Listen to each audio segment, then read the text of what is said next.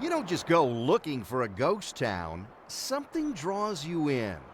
For the two men who went looking around this area south of Aspen, silver was the lure. Thomas Ashcroft and Crazy Charles Culver were anything but crazy when they established the town of Ashcroft in 1880. What they had on mind was riches. Gold and silver is what they were looking for, not the gold of the aspen leaves, but the gold and silver that they would find in the ground. The 23 miners who established this camp were banking on silver. The word got out. Within a few months, the camp was crowded. It was a bustling town, even bigger than Aspen. More than 1,200 called it home during its peak. And those thirsty travelers had to have some place to slake their thirst, to relax, to get ready for the trip down to Aspen. And that meant a lot of saloons.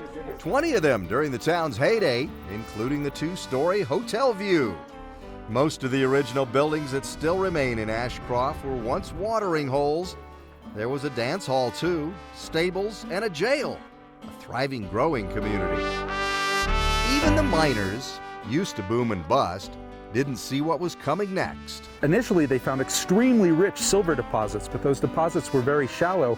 And so although this town boomed in 1880, by 1885, it was really finished. Just as quickly as they came in, families moved out, hauling their homes by horse down the steep road to Aspen. And so even though this town really was finished by the mid-1880s, people lived in this valley into the 1920s and 30s kind of hoping that it would revive. It never did. There were big ideas for the town, including a ski resort. It was going to be the San Moritz resort town of the West. The Depression shelved those plans for good. In the 1940s, Stuart Mace, a family man and a nature man, moved into the valley with his family. And he saw something.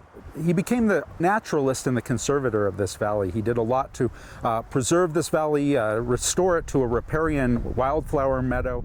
Mace moved, rebuilt, and renovated the remaining structures, creating a new manufactured downtown Ashcroft. Paramount Pictures featured Mace and his sled dogs in an episode of the TV series Sergeant Preston of the Yukon.